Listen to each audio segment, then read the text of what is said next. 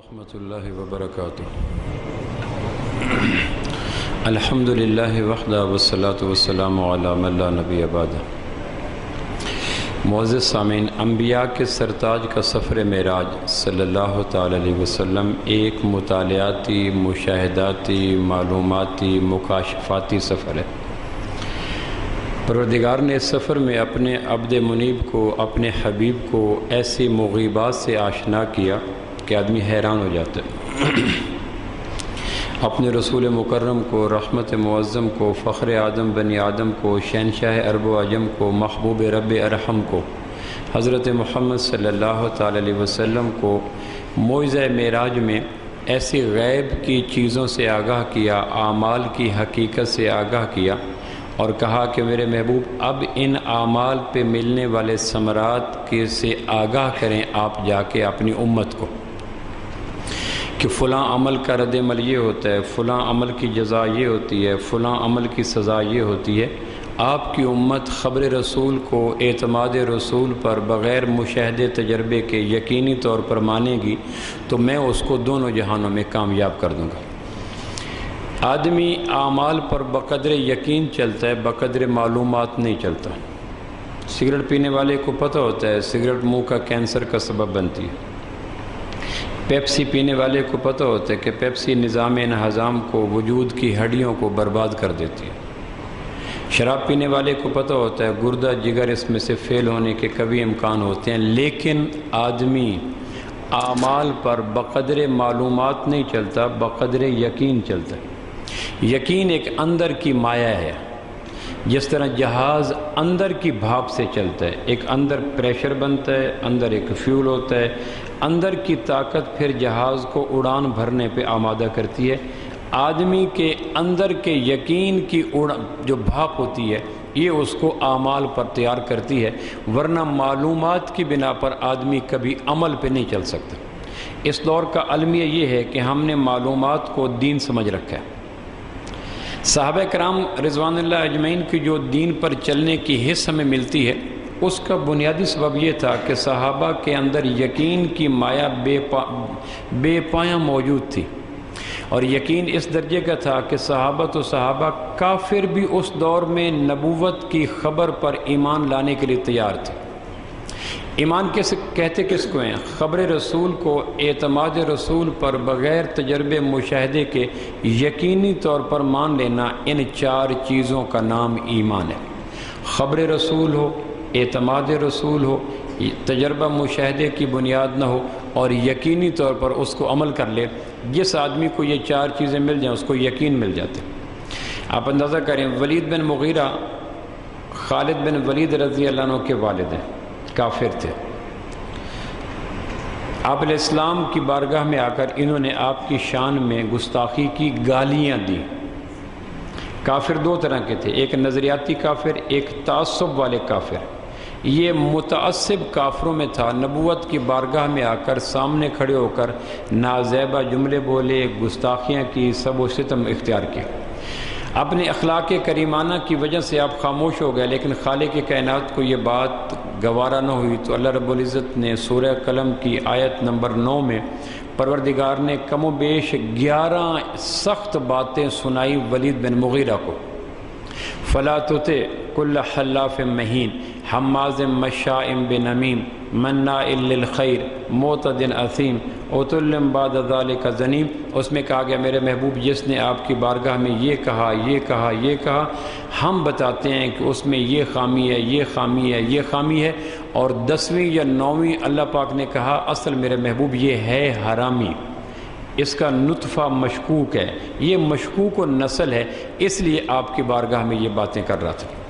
اب ولید بن مغیرہ نے نبوت کی بارگاہ میں گالیاں دی تھیں، جواب میں اگر نبوت نے اس کو یہ باتیں کر دی ہیں تو عقل کہتی ہے کہ میں نے گالیاں دی تھی، نبوت نے بھی دے دی، لیکن وہ اس بات کو جانتا تھا کہ خبر رسول ہوتی حقیقت ہے۔ اب سردار قریش کا اپنی ماں کے پاس گیا اور ماں سے کہنے لگا اماں میرا باپ کون ہے؟ تو اس نے کہا یہ کوئی بات پوچھنے کی ہے، تیرا باپ مغیرہ ہے؟ کہنے لگے نہیں، آج تک میں یہی سمجھتا تھا میرا باپ مغیرہ ہے، لیکن حقیقت یہ ہے کہ میرا باپ کوئی اور ہے۔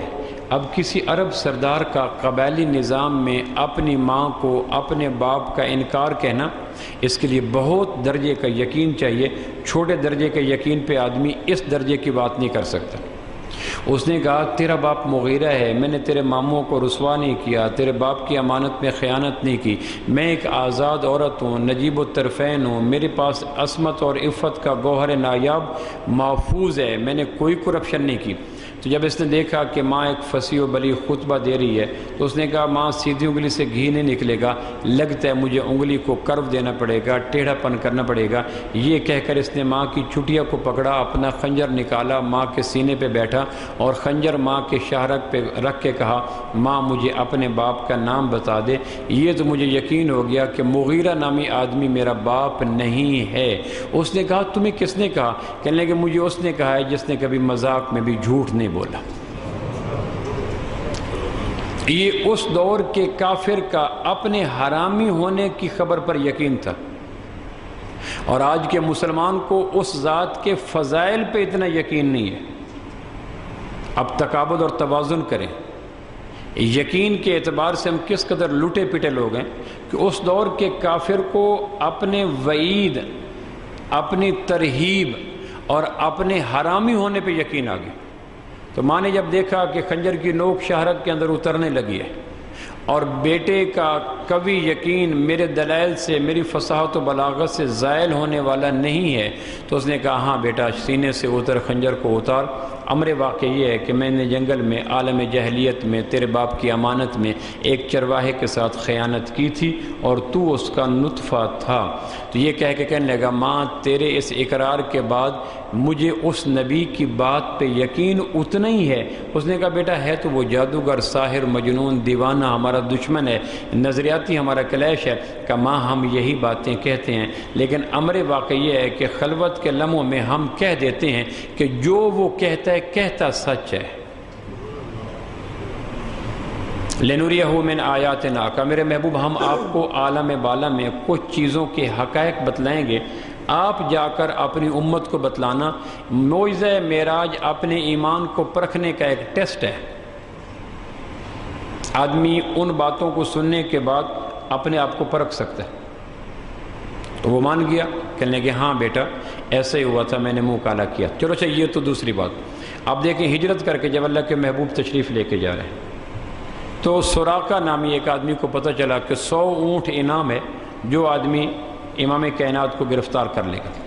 کہ اس کی باندی نے بتایا کہ میں نے اونٹ پر کچھ لوگ دیکھے تھے ٹورڈز مدینہ، وہ مائگریشن کر کے جا رہے تھے، اور ان کی چال ڈھال سے وہی لگتا تھا کہ یہ وہی لوگ ہیں جن پہ 100 اونٹوں کا انعام مل سکتا ہے۔ تو سراقہ نے کہا مکان کے عقب میں میری اونٹنی لے کے آ۔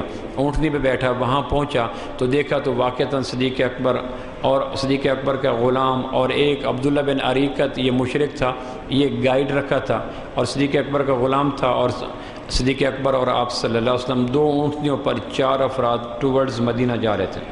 اس نے جا کے آگے جا کے اپنی اونٹنی یا گھوڑا جا کے بٹھایا اور کہا کہ مجھے پتہ ہے تم محمد صلی اللہ علیہ وسلم ہو اور تمہارے اوپر 100 اونٹ انعام رکھا گیا ہے۔ 100 اونٹ میں نے 100 پراڈو یا 100 لیموزین گاڑیاں تھیں۔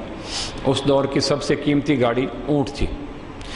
جب وہ سامنے آیا تو اللہ کے نبی کو دیکھا کہ یہ اس نیت سے آیا تیر تلوار سے لیس ہو کر، تو اللہ نے کرم کیا، اس کا گھوڑا پتھروں کے بیچ میں دھنسا، نیچے گرا، اٹھا کہ مجھے معاف کر دیں، میں دوبارہ نہیں کروں گا۔ رحمت دو عالم صلی اللہ علیہ وسلم نے معاف کر دیا۔ معافی کے معاملے میں ہم رحمت عالم کا اسوہ لینے کو قطعاً تیار نہیں ہیں۔ امر واقع یہ ہے کہ ہم نبوت سے عبادات بھی لیتے ہیں، نبوت سے ذکر اذکار بھی لیتے ہیں، لیکن نبوت سے یہ اسوہ کہ لوگوں کو معاف کرنا سیکھو۔ ہم تو لوگوں کی غلطیوں کو یوں پالتے ہیں جیسے مالی ایک اکیلے پودے کو پانی دے کے گوڑی دیا کرتے ہیں، یا جس طرح والدین اپنی میراث نسلوں کو منتقل کرتے ہیں۔ بڑے بڑے دیندار، بڑے بڑے دانشور معاف کرنے کے حوالے سے بڑے منتقم مزاج ہوتے ہیں، اور معاشرے کا حسن عبادات سے نہیں ہوتا، معاشرے کا حسن رحمت للعالمین کے ردائے کرم سے ہوتا ہے۔ جب تک ہمارے پاس رحمت للعالمین کی معاف کرنے والی چادر رہی، پھر حبس نہیں تھا، تناؤ نہیں تھا، ایسولیشن نہیں تھی، ڈپریشن نہیں تھی، ٹینشن نہیں تھی، متعدی مرضیں نہیں تھیں، اکلاپا نہیں تھا، پھر ہم دنیا بھر میں ایک دوسرے کے ساتھ چلتے تھے، کیونکہ معافی سے حلقہ احباب وسیع ہوتا چلا جاتا ہے، اور جب معافی کی ردائے رحمت آدمی پھینک دیتا ہے تو پھر تنہائیاں اس کو گھیر لیتی ہیں، بند کمرہ اور وہ اور کل کائنات ہو جاتی ہے۔ آپ نے قتل کرنے والے کو معاف کر دیا، وہ اٹھا، گھوڑا نکلا اس کے جی میں، پھر 100 اونٹ آیا، پھر وہ آگے بڑھا، پھر گھوڑا دھنسا، حتیٰ کہ یہ پروسیس 3 دفعہ ہوا۔ چوتھی دفعہ آپ نے فرمایا سراقہ 100 اونٹوں کی خاطر عرب لوگوں کے کہنے پہ آ کر تو مجھے قتل کرنا چاہتا ہے۔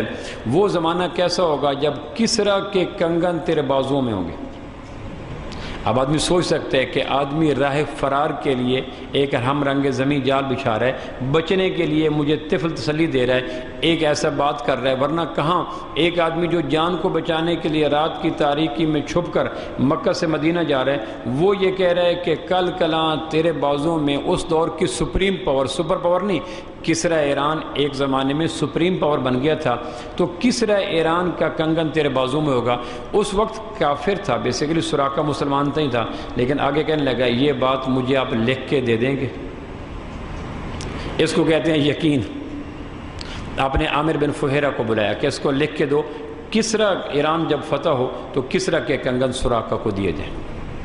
اس نے وہ ٹھیکری کے اوپر کوئلے کے ساتھ تحریر لکھوائی، سینے سے لگایا، واپس چلا گیا، اور بیوی سے کہنے لگا کہ ایک زمانہ آئے گا کہ کسریٰ کے کنگن تو سراقہ کے بازوں میں دیکھے گی۔ یہ یقین ہے جو آدمی کو عمل پہ آمادہ کرتا ہے۔ یقین پیدا کرائے غافل کے مغلوب گماں تو۔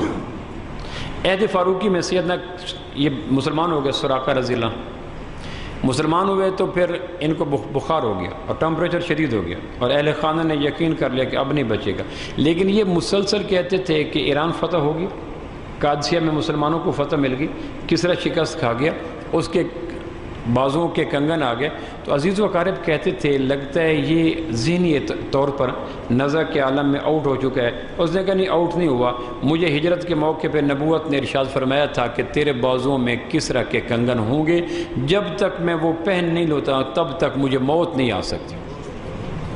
اللہ کی شان، قادسیہ فتح ہو گیا، کسریٰ قتل ہو گیا، اور اس کا لایا گیا کنگن لایا گیا، مسجد نبی میں ڈالا گیا۔ سیدنا فاروق اعظم نے سراقہ کو بلایا، بیمار تھے یہ آ نہ سکے، فاروق اعظم نے وہ کنگن لیا، کسریٰ کے گھر میں آئے، اس کا بازو اٹھایا اور اس کی کلائی میں وہ پہنایا اور کہا صدق اللہ ورسولہ، صدق اللہ ورسولہ، صدق اللہ ورسولہ، سچ کہا اللہ نے، اس کے رسول نے۔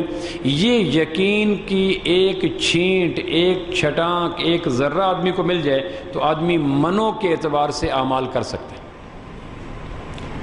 جیسے موبائل کے بیلنس اندر ہو نا تو آدمی فجی بات کر لے، اور بیلنس اندر نہ ہو تو جس موبائل پہ بات کرنی ہے اس کے ساتھ اس کو ٹو چین کر دو، ساتھ ملا کے رکھ دو، نمبر ڈائل کر کے اس کے اوپر رکھ دو۔ اگر اندر بیلنس نہیں ہے تو گھنٹی نہیں جائے گی۔ اگر آدمی کے ایمان کے موبائل میں یقین کا بیلنس نہیں ہے تو مسجد کی دکان میں وہ دکان کھول لے، اذان کیا تکبیر اولیٰ بھی سنے، تکبیر تحریمہ بھی سنے، مسجد میں نہیں آ سکے گا، کیونکہ اس کے ایمان کے موبائل میں یقین نامی بیلنس کوئی نہیں۔ اور ہماری کم نصیبی یہ ہے کہ ہم یقین کی مایا کھو چکے ہیں۔ کہ میرے محبوب تشریف لائیں معراج پر، ہم آپ کو کچھ مغیبات کو مشاہدات میں دکھائیں گے، کچھ اعمال کی تاثیر دکھائیں گے، کچھ کاموں کے ملنے والے جزا سزا دکھائیں گے، وہ جا کر آپ امت کو بتائیے گا۔ اور میں نے کسی جمعے معراج کے حوالے سے گفتگو کرتے ہوئے کہا تھا معراج 3 پہلو رکھتا ہے، اللہ کی عظمت، نبی رحمت کی رفت، اور امت کے لیے اسوہ اور ہدایت۔ یہ 3 پہلوؤں کا نام معراج ہے۔ اس میں تیسرا پہلو یہ تھا کہ امام کائنات جب وہاں سے فارغ ہوئے اور تشریف لے گئے عالم بالا کی طرف، تو 7 آسمانوں پہ یہ دستک ہوتی رہی، من دق الباب جبریل ومن معک محمد بعث الیہ لقد بعث الیہ۔ یہ 7 آسمانوں پہ دستک ہوئی، کون ہیں جبریل ہوں، ساتھ کون ہیں؟ محمد ہیں صلی اللہ علیہ وسلم، بلائے گئے ہیں، دروازہ کھلتا تو 7 آسمانوں پہ پروردگار نے 8 نبیوں کے ساتھ ملاقات کروائی، پہلے آسمان سے لے کر 7ویں آسمان تک۔ پہلے آسمان پہ آدم علیہ السلام نے استقبال کیا، دوسرے آسمان پر عیسیٰ اور یحییٰ علیہ السلام نے، تیسرے آسمان پر یوسف علیہ السلام نے، اس طرح چوتھے آسمان پر ایک اور ادریس علیہ السلام نے، 5ویں آسمان پر ہارون علیہ السلام نے، 6ٹھے آسمان پر موسیٰ علیہ السلام نے، اور 7ویں آسمان پر ابراہیم علیہ السلام نے استقبال کیا۔ 7 آسمانوں پہ 8 نبیوں نے استقبال کیا۔ ان 7 آسمانوں میں پروردگار نے لنریہ من آیاتنا کچھ اعمال کی تاثیر بتائی، اس میں چند ایک میں آپ کو عرض کر دیتا ہوں۔ اگر یقین اندر ہوا تو آدمی کو اعمال کرنے آسان ہے۔ جس طرح آدمی کا نظام انہضام ٹھیک ہو تو خشک روٹی بھی چٹنی کے ساتھ کھا لیتا ہے، اور اگر کم نصیبی سے نظام انہضام بگڑ جائے، ڈائجسٹو سسٹم خراب ہو جائے، تو دنیا کی بہترین غذا بھی کھاتے ہوئے آدمی کی پیشانی پہ سلوٹیں آتی ہیں، وومٹ کرنے کو جی کرتا ہے۔ کیا وجہ بنی؟ کہ میرا نظام انہضام ٹھیک نہیں ہے۔ اگر کم نصیبی سے، بد احتیاطیوں کی وجہ سے آدمی کا نظام انہضام خراب کیوں ہوتا ہے؟ جی اس نے یہ بد احتیاطی کر لی۔ روحانی نظام انہضام خراب کیوں ہوتا ہے؟ جس نے موسیقی سن لی، اس نے جھوٹ بول لیا، اس نے ظلم کر لیا، اس نے گانے سن لیے، اس نے کیبل دیکھ لی، اس نے آوارہ ہو گیا۔ یہ وہ بد پرہیزی ہیں جس کو کرنے کے بعد آدمی کا روحانی انہضام خراب ہو جاتا ہے۔ ڈاکٹر آ کے کہتا ہے بھی آپ کا یہ پھیپھڑے معدہ خراب کیوں ہے؟ آپ نے یہ کھایا ہوگا، کچی روٹی کھائی ہوگی، جلی روٹی کھائی ہوگی، گرم پانی پیا ہوگا، یخ پانی پیا ہوگا۔ کہ جی ہاں، کہ اس وجہ سے نظام انہضام خراب ہو گیا۔ تو روحانی نظام خراب کیوں ہوتا ہے؟ کہ جی موسیقی سنی ہے، ہاں جھوٹ سنا ہوگا، آوارہ سنے ہوں گے، عورتوں کو دیکھا ہوگا، جھوٹی گواہی دی ہوگی، تو آدمی کا نظام انہضام خراب ہو جاتا ہے۔ تو جس آدمی کا جسمانی نظام انہضام خراب ہو جائے تو اس کو سیب بھی دے دو تو نہیں کھاتا، اس کو مرغا بھی دے دو تو نہیں کھاتا، مچھلی بھی دے دو تو نہیں کھاتا، بلکہ کہتا ہے پیچھے کرو مجھے طبیعت نہیں چاہ رہی۔ تو جس آدمی کا اسپرچول ڈائجسٹو سسٹم خراب ہو جائے، اس کو کہو نماز پڑھو کا جی نہیں کر رہا، تلاوت کرو کا جی نہیں پڑھ رہا، ماں بہن کو دیکھ کے آنکھ جھکاؤ کا جی نہیں کر رہا، موسیقی چھوڑ دو کا جی نہیں کر رہا، درود پڑھا کرو کا جی نہیں کر رہا، ایثار کیا کرو کا جی نہیں پڑھ رہا، تفسیر پڑھا کرو کا جی نہیں کر رہا، اور لوگوں کو معاف کیا کرو کا جی نہیں کر رہا۔ کیوں نہیں جی کرتا؟ کہ میرا روحانی نظام انہضام برباد ہو چکا ہے۔ اس لیے نبوت کے وجود کے اوپر تیار ہونے والے قیمتی، خوبصورت اور حسین نورانی پھل میرا کھانے کو جی نہیں کر رہا۔ اور اگر نظام انہضام ٹھیک ہو جائے پھر سب کچھ ٹھیک ہو جاتا ہے۔ تو 7 آسمانوں میں ایک چوتھے آسمان پر آپ نے دیکھا کہ ایک بہت بڑا درخت ہے، اور درخت کے اوپر لا تعداد بے حد و حساب پتے ہیں، اور ہر پتے کے ساتھ ایک فرشتہ بیٹھا ہے، اور کوئی پتا پیلا ہے، کوئی آدھا پیلا ہے، کوئی ٹوٹنے کے قریب ہے، کوئی گر رہا ہے، کوئی نیا اونچا پتا بن رہا ہے۔ تو آپ نے جبریل سے پوچھا یہ درخت، یہ پتے، یہ پیلے، یہ خشک، یہ سبز، یہ ہرے بھرے، یہ بند، اور یہ ساتھ بیٹھے ہوئے فرشتہ، یہ ماجرا کیا ہے؟ تو جبریل علیہ السلام نے بتایا کہ اللہ کے محبوب، جب کوئی بچہ زمین پر پیدا ہوتا ہے اسی وقت اس کی پیشانی پہ وفات کا وقت لکھا ہوتا ہے۔ اس لیے آپ نے دیکھا ہوگا کہ ہر بچہ پیدا ہوتے روتا ضرور ہے، روتا اس لیے حدیث میں آتا ہے کہ ہر بچے کی پیدا ہونے کے بعد پہلی ملاقات نہ ماں سے ہوتی ہے، نہ ڈاکٹر سے ہوتی ہے، نہ بہن سے ہوتی ہے، نہ باپ سے، پہلی ملاقات اسرائیل علیہ السلام سے ہوتی ہے۔ اور اسرائیل علیہ السلام سے کیوں ہوتی ہے؟ کہ اس نے پیشانی پہ لکھے ہوئے وفات اور شیڈول کو پڑھنا ہوتا ہے۔ تو اسرائیل علیہ السلام کے دیکھنے کا ایک مخصوص انداز ہے۔ تو بچہ بند آنکھوں سے، اسرائیل کے آنکھوں سے اترنے والا خوف جب روئے میں اترتا ہے تو ماں فیڈ دیتی ہے، باپ اس کو تھپکی دیتا ہے، دائیا اس کو چوسن دیتی ہے، بہن اس کو لوری دیتی ہے، لیکن اسرائیل کا اترا ہوا خوف نہ دودھ دور کرتا ہے، نہ فیڈر دور کرتا ہے، نہ چوسن دور کرتی ہے، اور دنیا کی کسی لوری میں اتنی کشش نہیں ہے کہ اسرائیل کے اترے ہوئے خوف کو ذیل کر سکے۔ ہم عمر بھر اس آنکھ کے تاثر میں رہتے ہیں۔ کسی آدمی، ہم پھر رہے تھے یہاں یہ ادھر فوٹ عباس کے علاقے میں، تو ہمارے ساتھ ایک آدمی تھا، ہم ایک رات مسجد میں ٹھہرے ہوئے تھے، تو مسجد کا فرش بڑا گرم تھا، بوڑھا آدمی تھا، تو وہ ہر روز مجھے کہتا کہ پروفیسر مجھے کوئی چارپائی لے دو، ہڈیاں میری دکھتی ہیں، فرش گرم ہے، مہینہ جون کا ہے، علاقہ صحرا کا ہے، فرش تپ جاتا ہے۔ میں کو تو بابا پردیس میں ہے، میں آپ کو چارپائی کہاں سے لے دوں؟ ایک رات میں آیا تو وہ چارپائی لے کر پاؤں پہ پاؤں رکھ کر تکیہ لگا کے بڑا آرام سے لیٹا ہوا۔ میں لیٹ باہر سے آیا، میں نے آ کے دیکھا تو مجھے کہنے لگا آپ نے بیٹا لے کے نہیں دی تو میں نے لے لی ہے، آج رات میں ساؤنڈ سلیپ لوں گا، آج رات میری نیند میں خواب بھی اتریں گے، آج میں اپنے مرضی کی نیند لوں گا۔ میں نے کہا کیا ہوا؟ کہ چارپائی لے لی ہے۔ میں نے کہا چارپائی کہاں سے لی ہے؟ کہ میں نے امام کو منت کی ہے۔ میں نے کہا امام صاحب کہاں ہیں؟ کہ کہا وہ آپ کے ساتھ گئے ہوئے ہیں۔ میں نے کہا امام صاحب چارپائی آپ نے دی ہے؟ کہنے کہ چپ کرو، وہ جنازے والی چارپائی ہے، اس بیچارے کو رات سونے دو۔ تو اس نے کہا یہ آہستہ سے کیا بات کر رہا ہے؟ میں نے کہا سو جاؤ سو جاؤ۔ کہنے کہ نہیں بتاؤ۔ میں نے کہا پھر سو نہیں سکو گے؟ کہنے کہ نہیں آج تو نیند آئے گی۔ میں نے کہا کہنے کہ کیا بات ہے؟ میں نے کہا یہ کہہ رہے یہ جنازے والی چارپائی ہے۔ 70 سال کا بابا 25 سال کی طرح جمپ لگا کے نیچے یوں اترا۔ میں نے کہا بابا کیا ہوا؟ کہنے کہ میں نے ماروں وہ وقت تو پہلے۔ میں نے کہا بابے کو زندگی تو پیاری ہے نا اس عمر میں بھی۔ شیخ چلی اخروٹ توڑنے لگا، اخروٹ کے اوپر اس نے پتھر مارا، اخروٹ پھسل کے چلا گیا ادھر۔ کہنے کہ واہ میرے مولا، زندگی تو ہر ایک کو پیاری ہوتی ہے، بچنے کی کوشش تھی اس میں۔ میں نے کہا بابا پہلے تو بونس پہ چل رہا ہے۔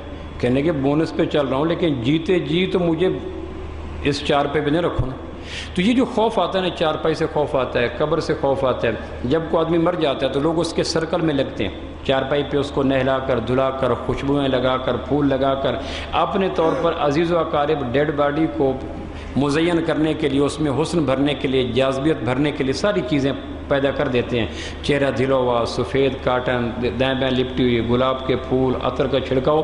لیکن آپ نے دیکھا ہوگا کہ جب عزیز و اقارب اس چارپائی کے لگے ہوئے سرکل میں داخل ہوتے ہیں نا، تو جو آدمی ایک دفعہ چارپائی کے دائرے میں سرکل لگا کے چارپائی مکمل ہوتی ہے تو پھر وہ دوبارہ اس دائرے میں لگ کر ڈیڈ باڈی کو دیکھنے کے لیے دوبارہ نہیں جاتا، حالانکہ اسے یقین ہوتا ہے کہ اب ہمیشہ کی جدائیاں، کبھی ملاپ نہیں۔ خواب کی دنیا میں بھی قدرت چاہے گی تو کبھی ملاقات ہوگی، ورنہ روز بروز اس کی یادوں کے نقوش، اس کے فیچر، اس کے خد و خال مدھم پڑھتے چلے جائیں گے اور پھر پتہ نہیں خرب ہا خرب سال کے بعد ملاقات ہوگی۔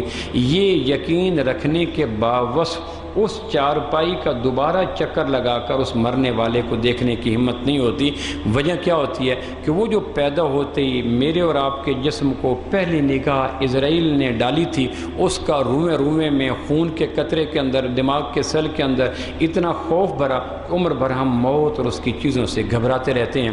تو کہا اللہ کے نبی جب کوئی بچہ پیدا ہوتا ہے تو اس کی پیشانی پر لکھی ہوئی تحریر کہ اس نے کب ایکسپائر ہونا ہے، کب ریٹائر ہونا ہے، وہ تحریر اس چوتھے آسمان کے کسی بند پتے کو کھول کر اس کے اوپر لگا دی جاتی ہے اور اس کے ساتھ ایک فرشتہ بٹھا دیتے ہیں۔ تو پھر فرشتہ اس کو دیکھتا رہتا ہے کہ جب پتہ آسمان کا پیلا پڑتا ہے تو زمین کے اوپر وہ کوہرام بپا ہو جاتا ہے کہ فلاں آدمی کا پتہ کٹنے کا وقت آ گیا ہے، چونکہ آسمان پہ شجر حیات کے اوپر اس کے پتے پر خزاں اتر آئی ہے، پت جھڑ کا موسم آ گیا ہے، پتے کا رشتہ شاخ سے کمزور ہو گیا ہے، اس میں کرو آ گیا، اس کی ہریالی دور ہو گئی ہے، اس میں پلاہٹ آ گئی ہے۔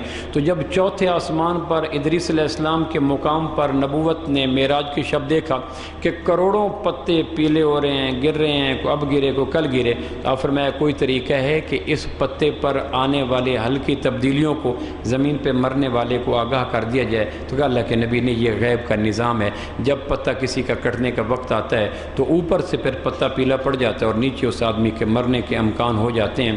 اور دنیا میں کوئی ایسی ڈرپ، کوئی کیپسول، کوئی سیرپ، کوئی انجیکشن، کوئی میڈیکل سائنس نے اتنی ترقی نہیں کی کہ رگوں پہ آنے والی موت کے علاج کی بجائے چوتھے آسمان پہ پتے پہ اترنے والی پلاہٹ کو دور کر سکے۔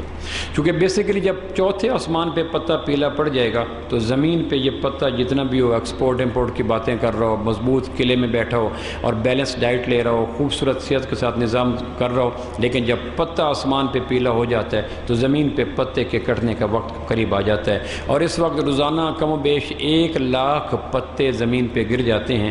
اگلی صبح سے لے کر اگلی صبح تک 1,00,000 پتہ اس جگہ سے گرتا ہے کم و بیش، اور اس میں میرا پتہ کب ہے، آپ کا پتہ کب ہے۔ لیکن جب پتہ کٹ جاتا ہے تو شاخ سے گرنے والے پتے جو بھی تھے سب پیلے تھے، وہ پتہ ایک دن بعد کٹ جائے، وہ پتہ 100 سال بعد کٹ جائے۔ ابھی اخبار پہ تھا 125ویں سالگرہ ایک بوڑھی اماں اپنی کر رہی تھی۔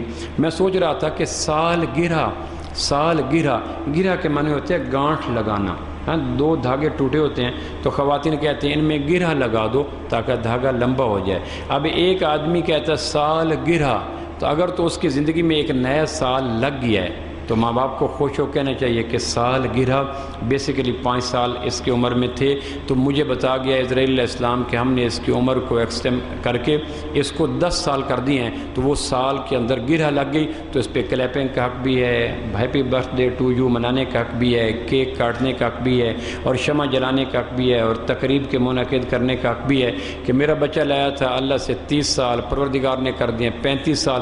5 سال مزید گرہ لگ گئی ہے، تو 5 سال کے مزید وقت کی وجہ سے میں خوش ہو رہی ہوں۔ حالانکہ سال گرہ ہوتا ہے، سال گرہ نہیں ہوتی، سال ڈراپ ہوتا ہے، سال کا جوائنٹ نہیں لگتا، سال گر جاتا ہے۔ اور تعجب کی بات ہے کہ ایک آدمی موت سے 1 سال قریب ہو گیا تو ہم اس پہ خوشی منا رہے ہوتے ہیں، کلیپنگ، لیکن اپنا اپنا مزاج ہوتا ہے۔ جب آدمی کسی کے پیچھے چل پڑتا ہے تو اس کا اپنے بھیجے کو استعمال کرنے کا موقع نہیں، حالانکہ سال گرا۔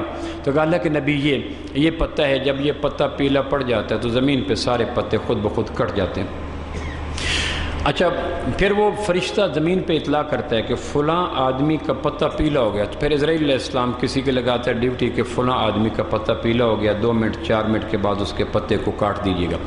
میں ایک جگہ لیکچر دے رہا تھا، کہنے لگا ایک آدمی کہنے لگا ممکن ہے 8 ارب انسان ہیں، 6 بر اعظم ہیں، پھیلے ہوئے 250 ممالک ہیں، اس میں پتہ نہیں صحرا ہیں، جنگل ہیں، بیسمنٹ ہیں، 1st فلور 2nd فلور، پتہ نہیں وہ آدمی کہاں ہے، اور وہ اوپر سے پتہ کٹنے کا وقت آ گیا، فرشتہ اس کو بھیجتا ہے جاؤ اس کو ڈھونڈو۔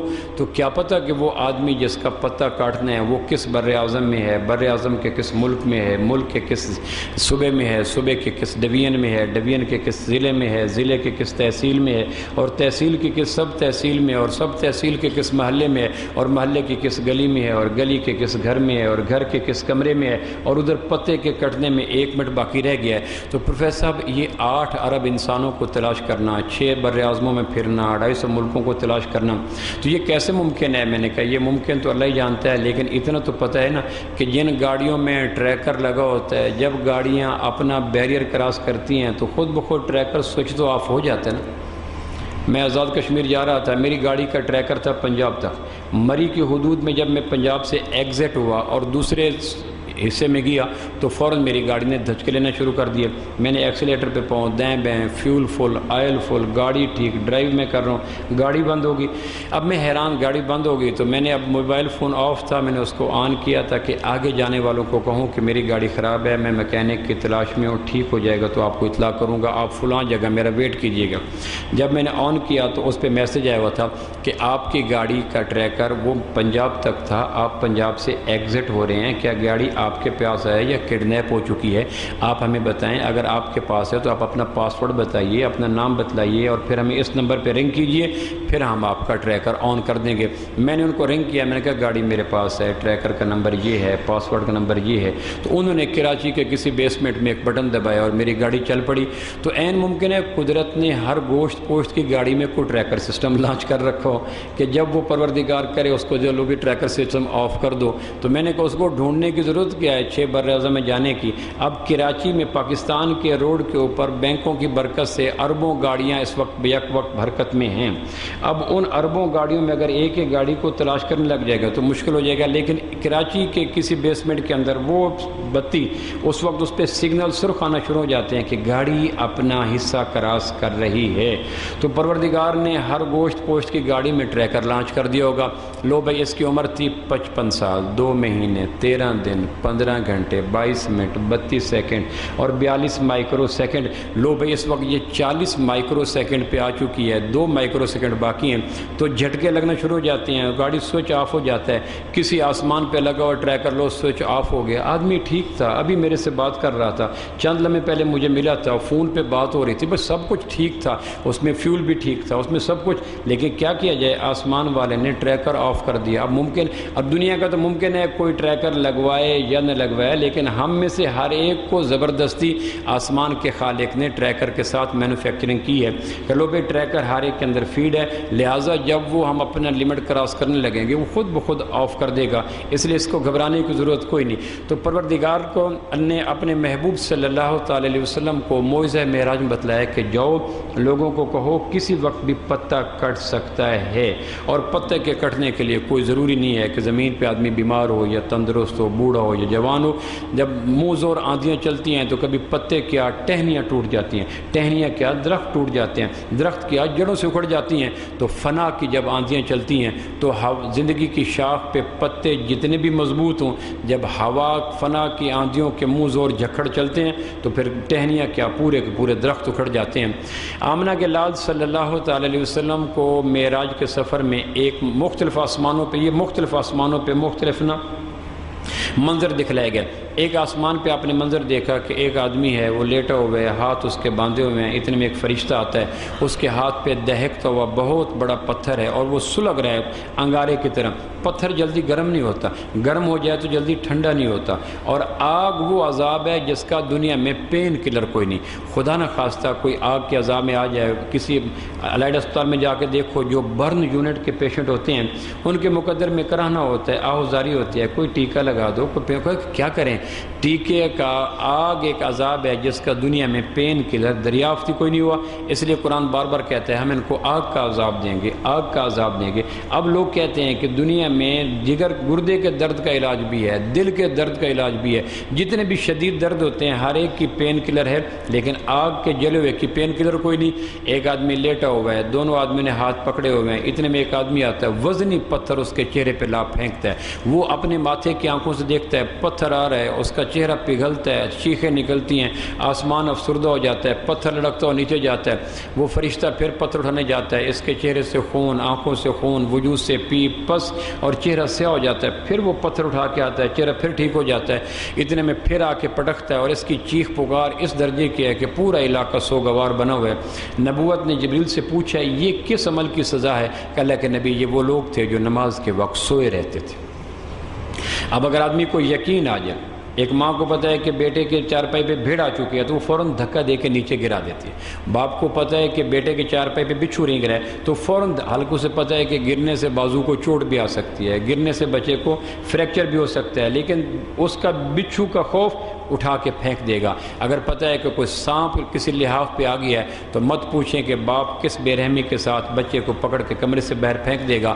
بچہ اب چیخے میری نیند خراب کر دی، میرا آرام خراب کر دیا۔ کہ بیٹا اگر آرام کے خیال میں رہتے سانپ اپنا زہر اندر انڈیل دیتا، قسطوں میں مر جاتے۔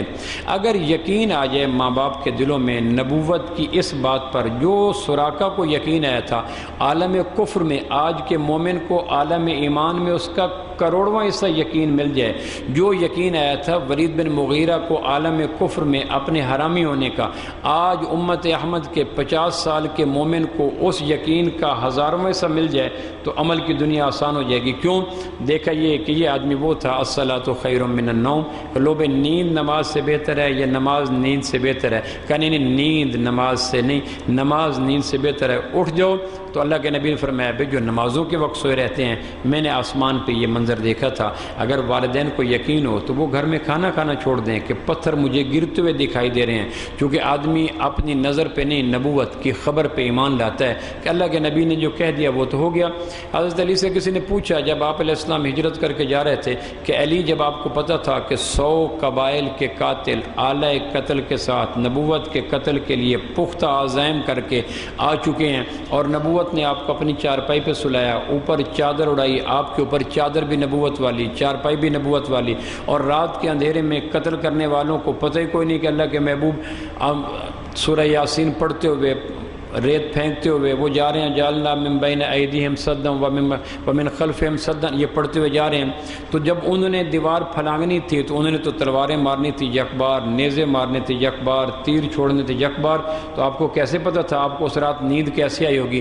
تو حضرت علی فرمایا کرتے تھے کہ میری عمر کے جن راتوں میں بہترین نیند آئی ان میں سب سے بہترین رات اس رات کی نیند تھی۔ تو کسی نے پوچھا کہ خوف کے عالم میں کھڑے ہوئے لوگ، قتل کے ارادے، عزائم پختہ، نیند کیسے آ گئی؟ تو کہنے لگے مجھے اللہ کے نبی جاتے ہوئے ارشاد فرمایا گئے تھے علی امانتیں واپس کر کے مدینہ آ جانا۔ تو جب نبوت نے فرمایا تھا مدینہ آ جانا تو مجھے یقین ہو گیا تھا کہ یہ سارے کافر مل کر بھی مجھے قتل نہیں کر سکے، کیونکہ نبوت نے مجھے مدینے آنے کا کاشن دے دیا۔ اگر مجھے آپ کو یقین آ جائے کہ وہاں یہ عالم ہے تو پھر ہم بچوں کو جگائیں گے، اہلیہ کو جگائیں گے، پیرنٹس کو جگائیں گے، عزیز و اقارب کو جگائیں گے، کیونکہ ہمیں ماتھے کی آنکھوں سے نہیں، بصارت سے نہیں، بصیرت سے ان کے اوپر وہ آسمان کا پتھر گرتا ہوا دکھائی دے گا۔ پھر آپ نے دیکھا کہ ایک آدمی ہے، اس کو بار بار آگ میں ڈالا جاتا ہے، پھر نکالا جاتا ہے، آگ اس کے اندر تک اترتی ہے، روئیں میں آگ جاتی ہے اور اندر رگوں میں، آنتوں میں، پھیپھڑے میں، معدے میں آگ گھس جاتی ہے اور وہ آگ سے پٹک پٹک چیختا ہے، پھر وہ آدمی ٹھیک ہو جاتا ہے، پھر آگ گھس جاتی ہے۔ آپ نے پوچھا جبریل یہ کون ہے؟ کہ یہ وہ لوگ تھے جو ماں باپ کو سخت جملے کہا کرتے تھے، ماں باپ کو غلط رویہ دے کر، غلط ٹریٹ دے کر ان کے اندر آگ اترتی تھی۔ وہ کہتے بیٹا رات کو باہر نہ جایا کرو، یہ چلے جاتے، بیٹا صبح جلدی اٹھا کرو، یہ نہ اٹھتے، بیٹا یہ کام کیا کرو، وہ نہ کرتے۔ تو باپ کے وجود میں نافرمانی کر کے مسلسل اذیتیں اتارتے تھے۔ تو یہ وہ لوگ تھے جنہوں نے باپ کو جلایا تھا، ماں کو جلایا تھا، نافرمانی کر کر کے۔ اور ہمیں اندازہ نہیں کہ جب بچے جوان ہو جاتے ہیں، ماں باپ ان کو سمجھاتے ہیں، بچے مانتے نہیں ہیں، تو ماں باپ اندر سے جلتے رہتے ہیں، اندر سے کٹتے رہتے ہیں، گیلی لکڑی کی طرح سلگتے رہتے ہیں، اور ان کی آگ کو دیکھتا ہی کوئی نہیں۔ اور گیلی لکڑی کی سلگن بڑی شدید ہوتی ہے۔ تو وہ بچے جو ماں باپ کو نافرمانی کر کے اندر قسطوں میں آگ لگا کے سلگنے پہ مجبور کرتے ہیں، اللہ کے نبی یہ ان کا انجام ہے کہ انہوں نے ماں باپ کو ٹف ٹائم کیوں دیا تھا، نافرمانی کیوں کی تھی۔ آپ اندازہ کریں قرآن مجید پڑھنا کتنی بڑی نعمت ہے، ذکر میں سب سے افضل عبادت ہے۔ امام احمد بن حنبل کو خواب میں نور دکھائی دیا، انہوں نے پوچھا کون؟ کا تیرا رب۔ کہ یا اللہ میں آپ کا قریب ہونا چاہتا ہوں۔ کہ میرا قرآن پڑھا کر۔ کہ یا اللہ سمجھ کے یا بغیر سمجھے، کہ جیسے بھی ہو میرا قرآن پڑھا کر، میرا قرآن پڑھنے والا میرے سب سے زیادہ قریب ہو جاتا ہے، چونکہ قرآن اللہ نے پڑھا۔ اب دیکھیں نا، ایک آدمی، میں بیٹھا تھا دوست کے پاس، وہ اپنے طوطے کو سکھلا رہا تھا ایک جملہ، میاں مٹھو چوری کھانا ہے، میاں مٹھو چوری کھانا ہے۔ اچھا وہ رک رک کے اس کا جملہ لے رہا تھا، میاں مٹھو چوری کھانا ہے، حتیٰ کہ اس نے کچھ وقفے کے بعد اس کا جملہ جو اس نے دیا تھا پرناؤنس کر دیا۔ ساتھ ایک بیٹھا تھا دوست اور کہنے لگا اگر طوطے نے آپ سے پوچھ لیا کہ کبھی تو نے بھی چوری کھائی ہے تو پھر کیا کہے گا؟ مجھے جو چوری کھلانے کا کہہ رہا ہے کہ میاں مٹھو چوری کھانا ہے، تو وہ کہے گا تو نے کبھی چوری کھائی ہے جو مجھے کھلانے کی بات کر رہا ہے؟ جب اس کے طوطے نے اس کا پورا جملہ بول لیا تو اتنا خوش ہوا۔ میں نے کہا خوش کیوں ہوا؟ کہ طوطے نے میرا جملہ بول لیا۔ اللہ کہتا ہے دیکھو بھائی میں نے قرآن پڑھا، میرے بندے نے میرا جملہ اپنی زبان پہ رکھ لیا۔ تو اللہ کتنے خوش ہوتے ہیں کہ قرآن اللہ نے پڑھا۔ تو جو آدمی اللہ کے زبان کے جملے اپنی زبان پہ رکھ لیتا ہے، اللہ کتنا خوش ہوگا کہ میں نے پڑھا تھا الحمدللہ رب العالمین، بندے نے بھی پڑھ دیا الحمدللہ رب العالمین۔ میں نے پڑھا تھا انا اعطیناک الکوثر، دیکھو بندے نے بھی میرا جملہ اپنی زبان پہ رکھ لیا انا اعطیناک الکوثر۔ میں نے پڑھا تھا والعصر، دیکھو بندے نے بھی پڑھ دیا والعصر۔ تو طوطا میرے جملے اپنی زبان پہ رکھ لے، میں اس کی حفاظت میں زیادہ تیار ہو جاتا ہوں۔ بندہ اللہ کے جملے اپنی زبان پہ رکھے، اللہ کتنا خوش ہوتا ہے۔ تو ایک آدمی قرآن پڑھ رہا ہے بند کمرے، اور اس کو نہیں پتا کہ باپ کو نہیں پتا کہ بیٹا قرآن پڑھ رہا ہے، اور قرآن پڑھتے پڑھتے اس نے پڑھا تبت یدا ابی لہب وتب، اور باپ نے پکارا اعظم، یا ماں نے پکارا اعظم۔ اب نہ باپ کو پتا کہ یہ قرآن پڑھ رہا ہے، نہ ماں کو پتا یہ قرآن پڑھ رہا ہے، اور انہوں نے منگوانا تھا شہر سے، بازار سے دہی منگوانا تھا، یا انہوں نے کہنا تھا ہمیں پانی بھر کے دو۔ اب یہ اتنا بڑا کام بظاہر نہیں تھا، یہاں بازار سے مجھے یہ چیز لا کے دو۔ اب بچہ اگر پڑھتا ہے تبت یدا ابی لہب وتب، اور کان میں باپ کی آواز آ گئی بیٹا مجھے پانی دو، فقہا نے لکھا آگے قرآن پڑھے گا تو گنہگار ہو جائے گا، چونکہ قرآن کا پڑھنا سنت ہے، ماں باپ کی اطاعت واجب ہے۔ اور واجب اور سنت میں جب ٹکراؤ ہو جائے تو واجب کو زندہ کرو، سنت کو ذبح کر دو، چونکہ پرائرٹیز بدل گئی نا، اب واجب آ گیا۔ اب اندازہ کریں جب آدمی سجدہ کرتا ہے سبحان رب جلالہ، تو حدیث پاک میں آتا ہے ساجد کے سجدہ کرتے ہوئے جب اپنی پیشانی کو، ناک کو اللہ کی خاطر خاک آلود کر دیتا ہے، اللہ کہتا ہے میرا بندہ اپنی پیشانی کو، اپنے ناک کو میری خاطر خاک پہ رکھ کر میری عظمت بیان کر رہا ہے، لو بھائی اس بندے کا سر اٹھا کر آسمان پہ میرے دو قدموں کے بیچ میں رکھ دو۔ جو آدمی کو سکون مسجد کی صفوں پر سبحان ربی الاعلیٰ میں ملتا ہے، نیاگرا فال پہ نہیں ملتا، نادرن ایریاز میں نہیں ملتا، دنیا کے کسی منظر میں وہ سکون نہیں ہے جو مسجد کی ٹوٹی صفوں پر پیشانی جھکا کر سبحان ربی الاعلیٰ میں ہے، چونکہ بظاہر وہ وہاں پڑا ہے لیکن سکون کے دھارے اور چشمے اللہ کے قدموں کے بیچ میں اس کے روئیں روئیں کے اندر منتقل کیے جا رہے ہیں۔ بچی نفل پڑھ رہی ہے اور نفل میں گئی سبحان ربی الاعلیٰ، اور ماں نے آواز دی بیٹی بات سنو، اور اس نے پڑھا سبحان ربی الاعلی، نفل پڑھ رہی ہے، اور ماں نے آواز دی بیٹی آواز سنو، تو اگر دوبارہ سبحان ربی الاعلی پڑھے گی تو گنہگار ہوگی، وہ فوراً سلام پھیر کر جی جی کرتے بہر آ جائے، ہاں امی مجھے آپ نے بلایا تھا، چونکہ نفل کا چھوڑنا لازم ہے ماں کی آواز کی خاطر۔ بے شک ماں کہے مجھے بیٹا چائے کا کپ بنا دو، کہ ماں میں تو سجدہ کر رہی تھی، اس وقت ماں کے چائے کے آرڈر کے سامنے اپنے سجدے کا ذکر مت کرے، چونکہ پروردگار نے کہا ہے کہ ماں باپ جب پکاریں تو ان کی آوازوں کو دیواروں سے ٹکرا کر ناکام لوٹ آنے کا موقع مت عطا کرو۔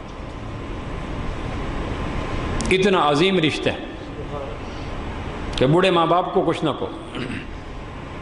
قرآن مجید میں کیا آتا ہے وَاخْفِضْ لَهُمَا جَنَاحَ الذُّلِّ مِنَ الرَّحْمَةِ، ماں باپ بوڑھے ہو جائیں، تم جوان ہو جاؤ، ان کا سارا سرمایہ تمہارے نام ہو جائیں، اور اپنے وجود کو چارپائی پہ رکھ دیں، پہلے 2 قدموں پہ، پھر لاٹھی پر، پھر دیوار کے ٹیک پر، پھر کسی کے کندھے کے سہارے، اور پھر بالآخر ایک وقت آیا کہ وجود سے ساری توانائیاں ماہ و سال نے نچوڑ دیں، اور وہ چپکے سے چارپائی پہ ڈھیر ہو کے گر گیا۔ اب وہ کروٹ نہیں بدل سکتا، دوائی نہیں لے سکتا، بدن پہ اب میری جاگیرداری ختم ہوتی ہے، میرے بیٹے تیری بوڑھی سواری ختم ہوتی ہے۔ اب شیطان آ کے کہتا ہے ابا کما نہیں سکتا، دکان پہ نہیں جاتا، دوائیاں مجھے دینی پڑتی ہیں، پیسے مجھے کرنے پڑتے ہیں۔ سب سے بہترین پرافٹ بوڑھے ماں باپ کے اوپر انویسٹمنٹ کرنا ہے۔ دنیا کا کوئی بزنس یقینی نہیں ہے قسم زمین آسمان کے خالق کی، بے شک بیت اللہ میں بزنس کر لو، پرافٹ یقینی نہیں ہے، لیکن بوڑھے ماں باپ پہ انویسٹمنٹ کرنا قسم زمین آسمان کے خالق کی، اس کا پرافٹ دنیا میں یقینی ہے اور یقینی ہے۔ بوڑھے ماں باپ پہ میکسیمم انویسٹ کرو، یہ انویسٹمنٹ ہماری دنیا کی انویسٹمنٹ میں بھی جان بھر دے گی۔ بوڑھے ماں باپ پڑھیں اور ہم جوان ہیں، تو قرآن کیا کہتا ہے بوڑھے ماں باپ کے سامنے کیسے رہو؟ تو قرآن کہتا ہے وَاخْفِضْ لَهُمَا جَنَاحَ الذُّلِّ مِنَ الرَّحْمَةِ۔ آپ اندازہ کریں عرب شکار کرتے تھے، اڑتے ہوئے پنچھی کو تیر مارتے، تیر اس کے جگر کے پار ہوتا، پنچھی کا جو بیلنس آؤٹ ہو جاتا، بیچ میں خون کے قطرے گرتے، اور تھوڑے قدم اڑنے کے بعد دھڑام سے زمین پہ گرتا، گردن ٹوٹ جاتی، آنکھوں میں خون آ جاتا، پر جھڑ جاتے، اور شکاری گوشت کو ذہن میں رکھ کے، آنے والے جذبے کو ذہن میں رکھ کے بھاگ کے جاتا، پنچھی وہاں خون میں لت پت، پر جھڑے پڑے، خون گرا پڑا، خاک آلود، اور آنکھوں میں خون اور گردن ٹوٹی پڑی۔ اب وہ آخری نزع کے عالم میں ہے، اور اس وقت ٹوٹے ہوئے جسم کے ساتھ پنچھی آنکھوں سے ایک سوال کرتا ہے جس کو شکاری پڑھ نہیں سکتا، کیونکہ شکاری کا اس وقت جذبہ لطیف مر چکا ہوتا ہے، حس کثیف بڑھ چکی ہوتی ہے، پیٹ اس وقت سامنے ہوتا ہے، دماغ اس وقت مر چکا ہوتا ہے، لطیف جذبے ختم ہوتے ہیں، کثیف شوق پورا ہو جاتا ہے، تو وہ اس شکاری اس پنچھی کے آنکھ میں تیرتے ہوئے اس معصوم سوال کو نہیں پڑھتا، حالانکہ سوال یہ ہوتا ہے کہ میں نے آپ کا کیا بگاڑا تھا، فضا کی وسعتوں میں اللہ کے نام پہ میں اڑ رہا تھا، تو نے تیر مار کے میرے جگر کو چھلنی کر دیا، لیکن اسے کوئی وقت نہیں ہوتی، اور پھر وہ زبان حال سے کہتا ہے میرے پر نوش ڈال، زندہ ذبح کر دے، زندہ میرے اندر سے سیخ اتار دے، اور زندہ میری کھال اتار دے، نہ پنجے نہ پر نہ چونچ میں کچھ کر نہیں سکتا۔ قرآن کہتا ہے اے اہل ایمان جب تم جوان ہو جاؤ اور ماں باپ بوڑھے ہو جائیں تو بوڑھے ماں باپ کے سامنے یوں رہا کرو جس طرح زخمی پرندہ شکاری کے سامنے پڑا ہوتا ہے۔ اف نہ کرو، فلا تقل لہما اف نہ کرو۔